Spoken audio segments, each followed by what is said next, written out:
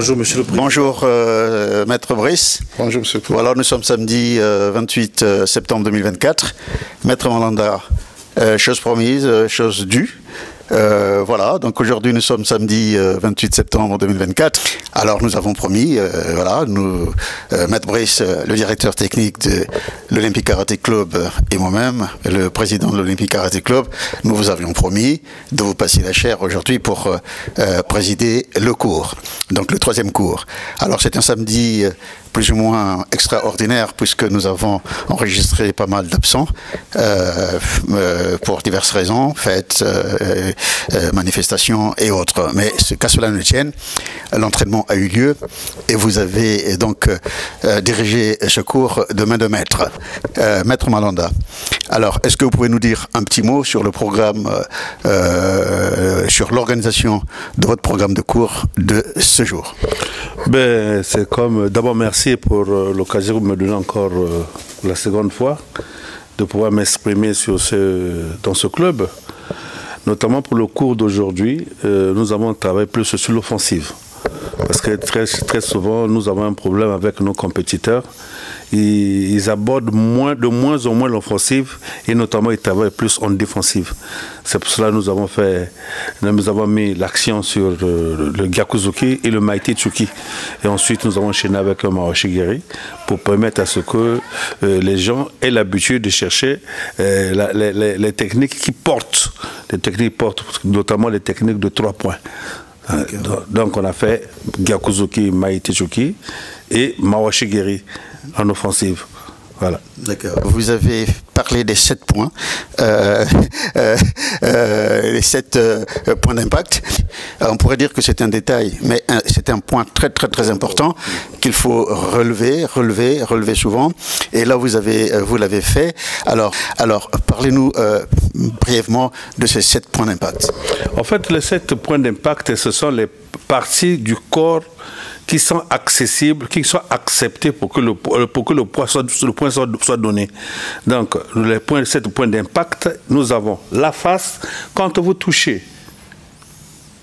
à 5 cm du coup de poing au niveau de la face, on vous donne automatiquement le point.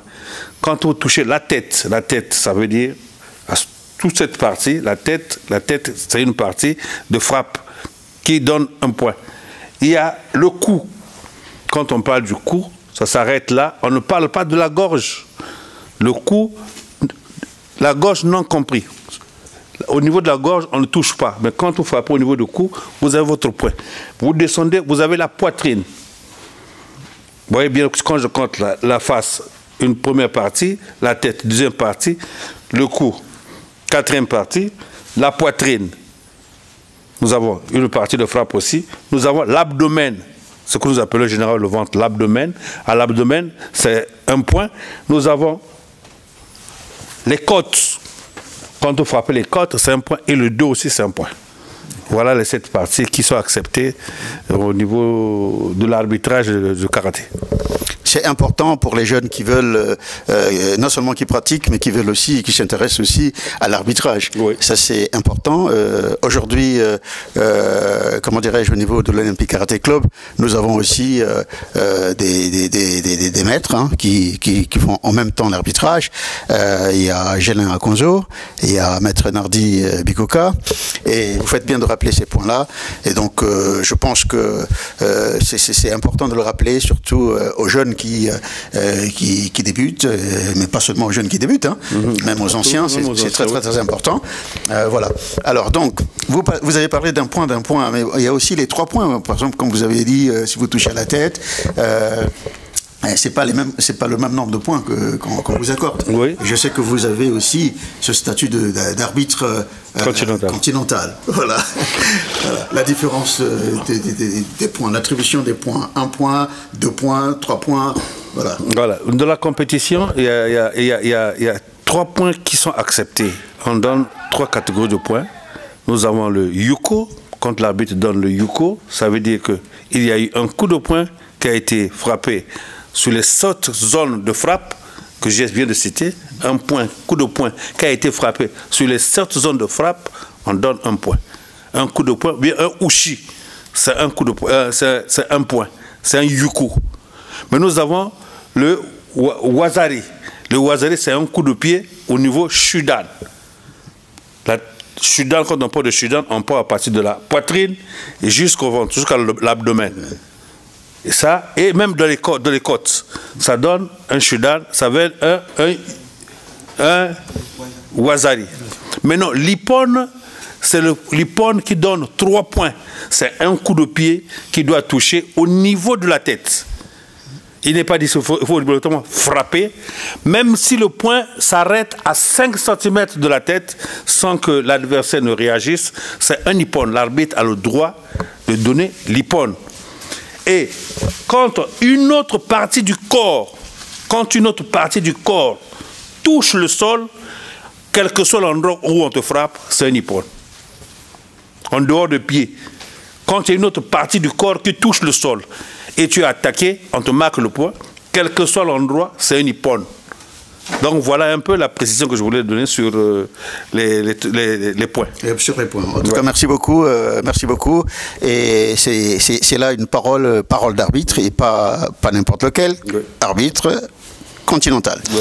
Alors, Maître Mathurin Malanda, vous êtes ici au niveau de l'Hexagone, donc vous êtes en France, vous résidez au Congo, où vous êtes ceinture noire 6e dan, il faut le rappeler, et vous êtes également président de la sous-ligue Bakongo Makele Kele, la sous-ligue de karaté, Bakongo Makele Kele.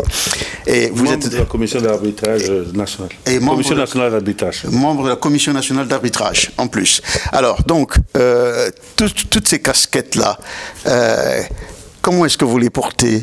Ça vous pèse pas trop? Non, il faut seulement faire une bonne planification. Quand il y a une bonne planification, vous pouvez occuper toutes ces fonctions et gérer à mieux tout ce qu'il y a à faire. Il faut seulement faire une bonne planification, notamment quand je parle au niveau de la sous-ligue. Au niveau de la sous-ligue, nous avons tout un bureau qui est là. Présentement, je ne suis pas là, mais j'ai mon vice-président qui est sur place, qui me seconde et qui peut faire tout le travail. En donnant seulement les orientations, le travail se fait convenablement. Donc il suffit de faire une bonne planification et savoir ce qu'on veut. Nous ne connaissons pas faire autre chose. Moi, dans ma vie, j'ai toujours dit, je connais faire que le karaté. En dehors du karaté, peut-être au niveau professionnel. Mais je connais plus le karaté qui est autre chose. Donc, je peux bien gérer toutes ces situations en temps réel. Voilà. Très bien. Alors, donc, vous avez là un capital savoir, mais aussi un capital savoir-faire, et qui doit certainement profiter à beaucoup de jeunes, ipso facto, sinon par ricochet, à la Fédération congolaise de karaté. J'allais dire, à Brazzaville, avez-vous un club que vous dirigez? Avez-vous une association que vous présidez?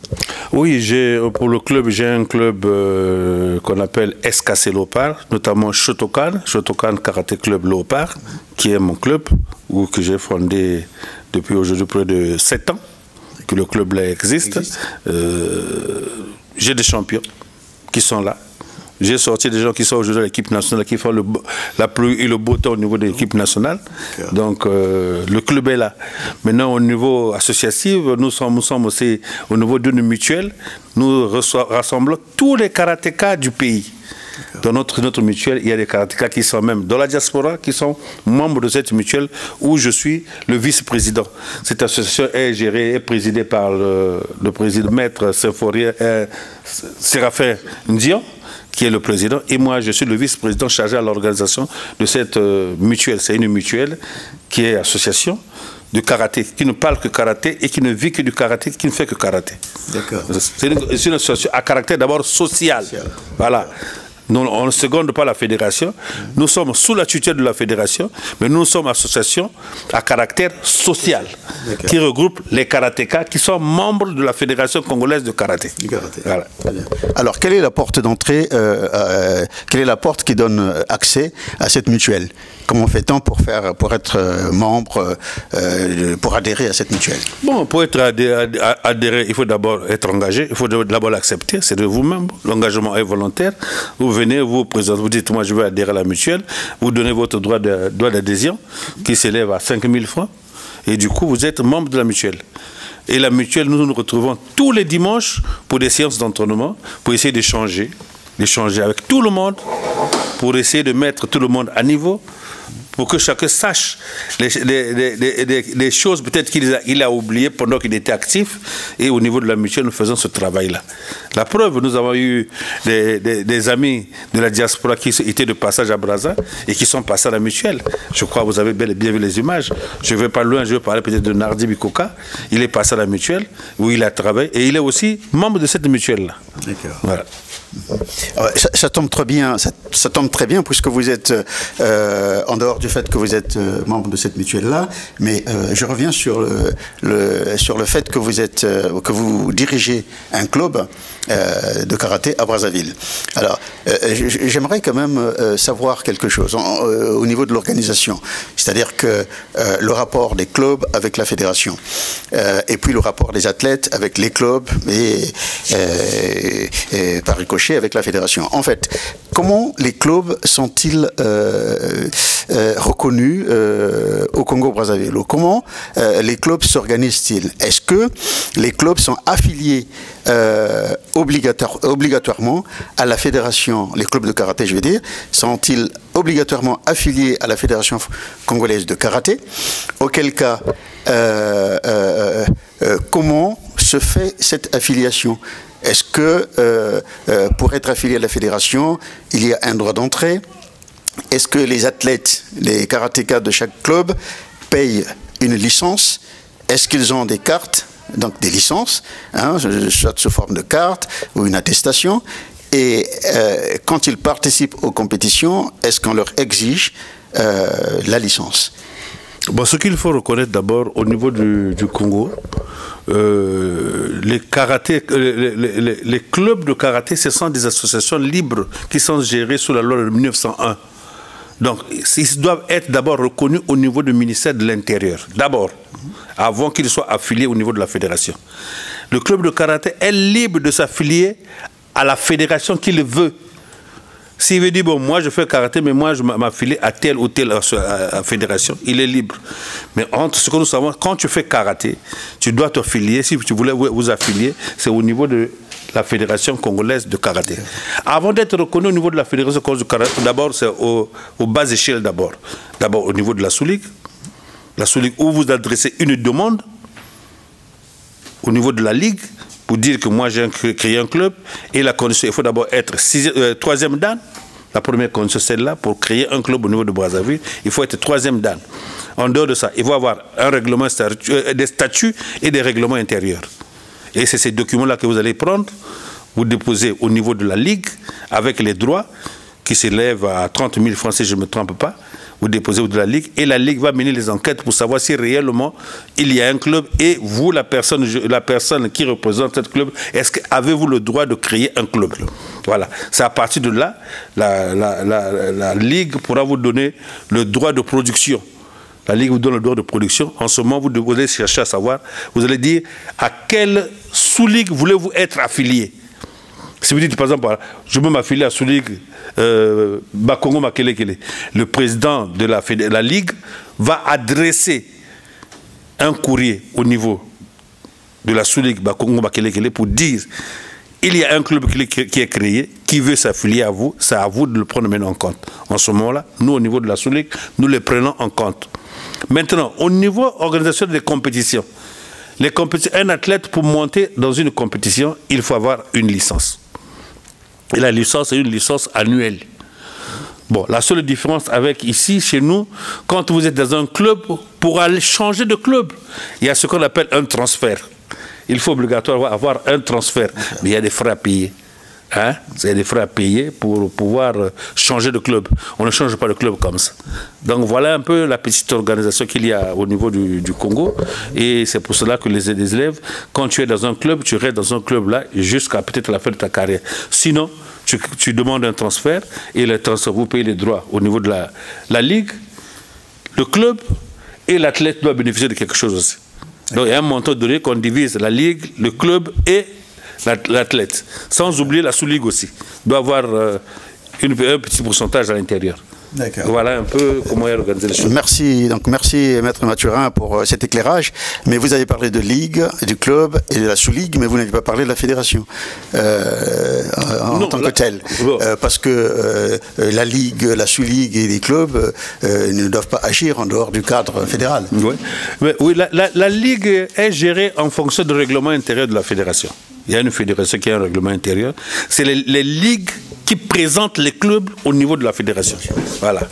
Les ligues, mais le club ne peut pas aller droit à la fédération. Pour que tu sois reconnu au niveau de la fédération, il faut que... Donc, pour participer à une compétition organisée par la fédération, il faut que la ligue te présente. Donc, ça veut dire, de droit, tu as déjà participé à une compétition de la ligue. Tu n'as jamais participé à une compétition de la ligue ou de la sous-ligue, tu ne peux pas aller participer à une compétition de la fédération. Donc, en gros, c'est la ligue qui porte la matière à la fédération pour dire tel club, moi je les connais, ils sont affiliés chez moi et vous aussi de droit, vous devez les reconnaître. Voilà. Très bien. Alors, puisque nous parlons de la fédération, ce sera donc le dernier chapitre avec vous. La fédération congolaise de karaté venait, il y a quelques jours en arrière, de procéder à l'élection du nouveau bureau. À ce jour, je pense que ça s'est passé autour du 25. Bon, à ce jour, on ne connaît pratiquement pas, enfin, il n'y a pas eu une communication. J'ai essayé de chercher un peu dans les réseaux, au niveau des réseaux sociaux. Je n'ai pas trouvé la liste définitive. Mais j'ai vu que certains membres qui ont été élus ou réélus à titre individuel ont communiqué à l'endroit des karatékas pour les remercier, soit pour le soutien et tout ça. Mais voilà. Alors peut-être que vous connaissez, peut-être que vous êtes en possession de cette liste-là, en possession de cette liste, puisque voilà, le bureau il est mis en place, hein, il doit exister. Donc on n'attend plus que les communications. Vous qui êtes justement président de la sous-ligue Bakongo Makelekele, je suis sûr que vous avez d'emblée reçu la liste définitive. Alors, qui sont les membres de ce bureau fédéral?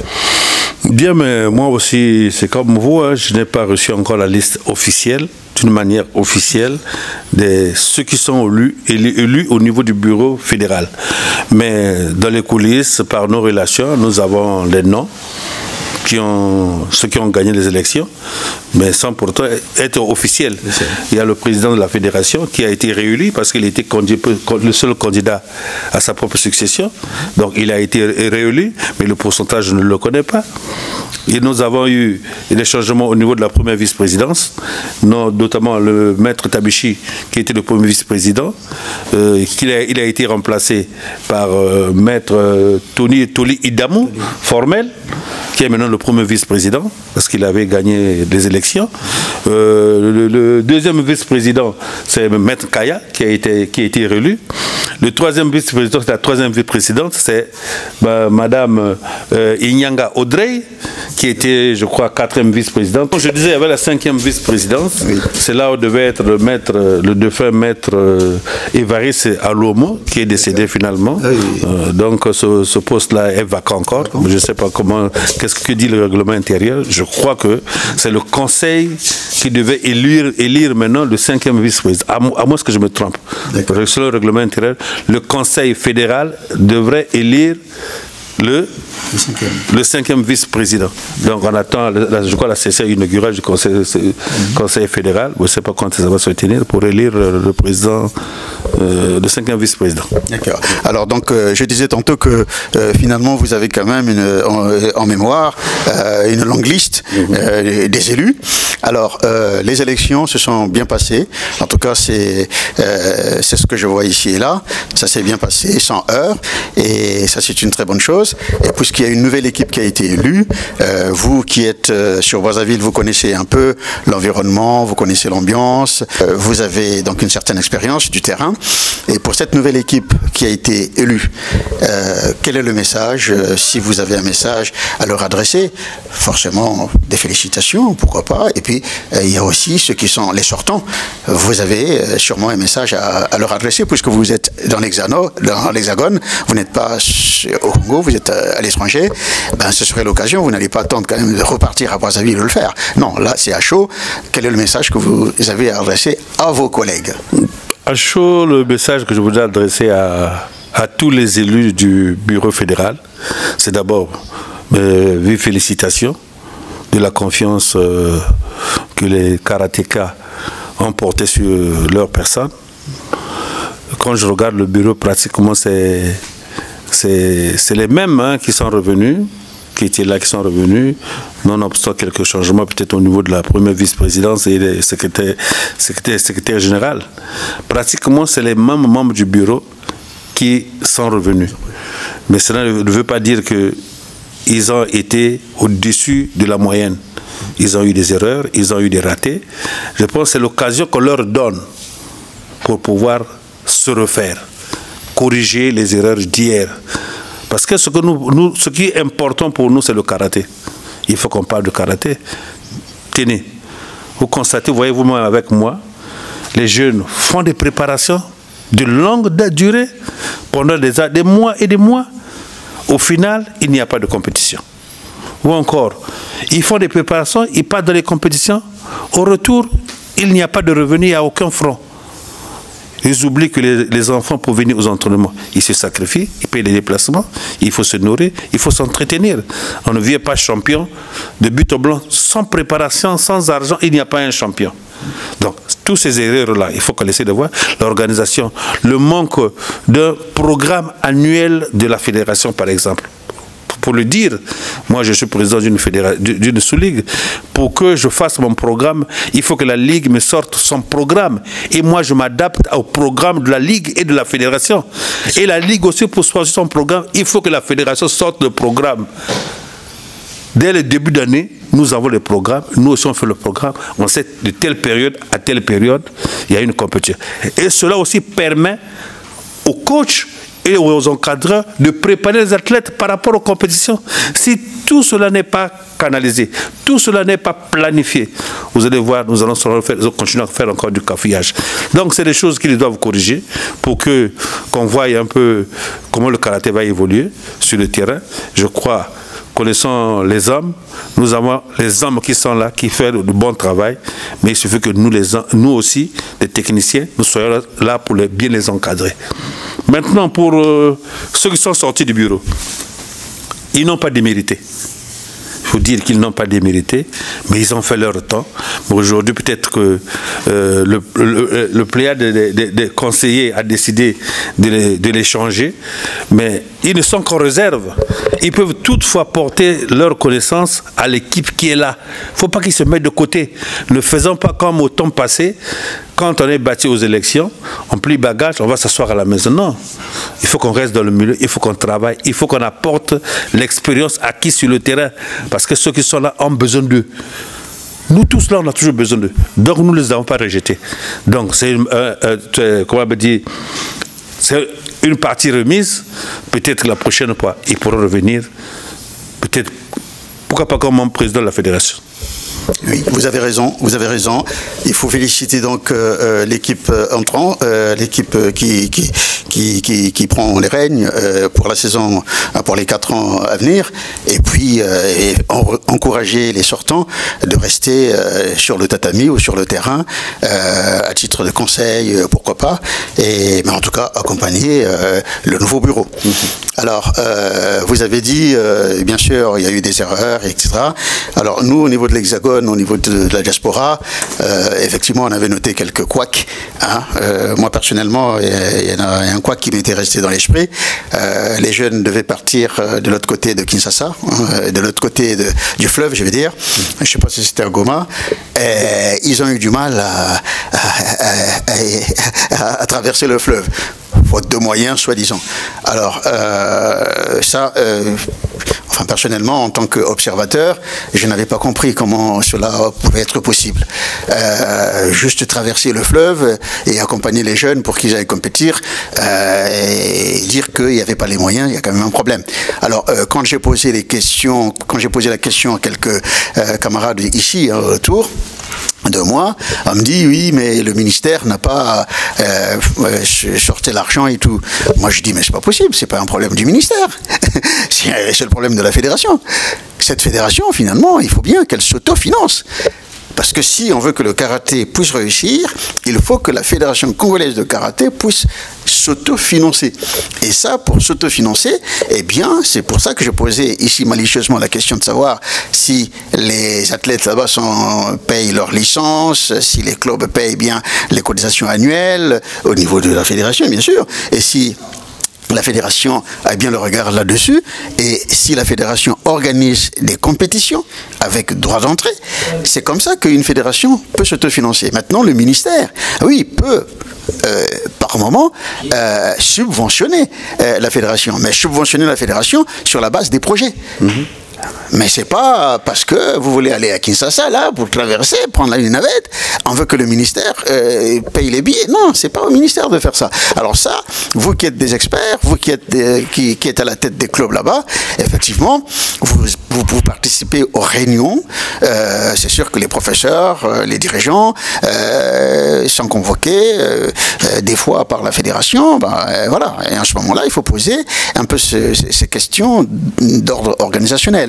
Et puis, voilà, il faudrait que la fédération puisse s'autofinancer. Et pour s'autofinancer, c'est pas compliqué.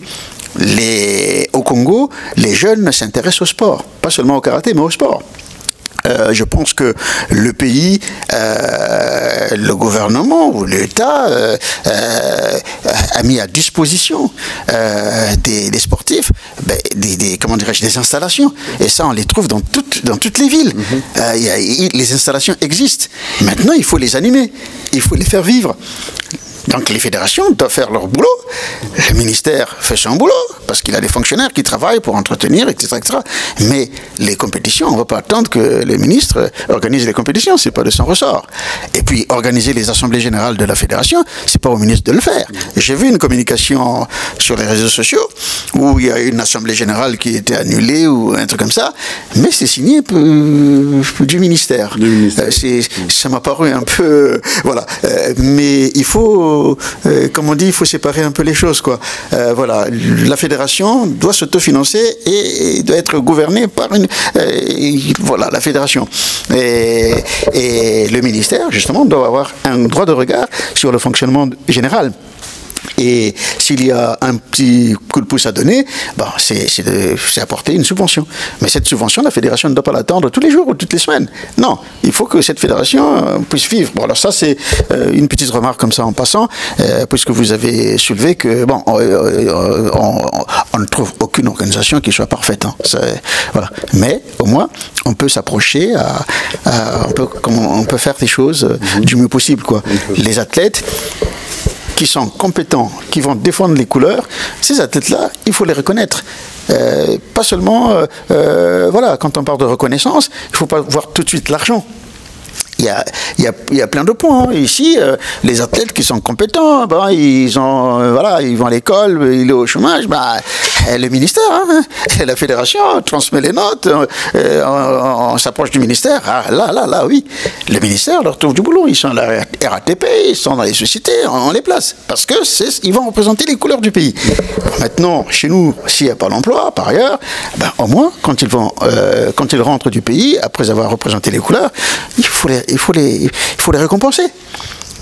Et ça ne se discute pas. C'est même presque obligatoire. C'est un devoir. Voilà, et ça, il faut voir ça parce que voilà, ils vont quand même représenter les couleurs du pays. Et c'est la fierté du pays. Donc voilà, Maître Mathurin, en tout cas merci pour toutes ces contributions. Et ça permettra aux uns et aux autres justement de mettre toutes ces paroles-là, toutes ces lumières à profit pour que nous arrivions à améliorer les choses. Et voilà, rien n'est perdu. Rien n'est perdu. Non, je crois que c'est à moi de vous remercier. Je vous en prie. Merci encore, en tout cas, de tout ce que vous faites pour ce club, notamment pour les jeunes Congolais, ceux qui viennent de Brazzaville ou du Congo en général. Vous les recevez, vous les mettez à leur place, vous reconnaissez leur valeur. C'est ça, c'est ce que nous attendons. Et en retour aussi, nous, de notre côté, on doit peser notre poids pour que ces jeunes aussi soient pris en compte au niveau du pays. quelle que soit leur situation. Je crois que ce qu'ils peuvent faire demain, ce n'est qu'honorer notre pays et élever le drapeau congolais. Donc c'est très important. Maintenant, sur l'organisation au niveau fédéral et tout ça, tout ce que vous dites réellement, c'est ça. C'est ce qui se fait. Donc à tel point, il y a des choses qui pouvaient se faire, mais le manque peut-être d'organisation font que ces choses-là ne se font pas à temps peut-être. Voilà. Donc je crois qu'ils prenaient ça en compte pour que cela n'arrive plus. Exactement. Très bien. En tout cas, nous espérons encore. Merci beaucoup.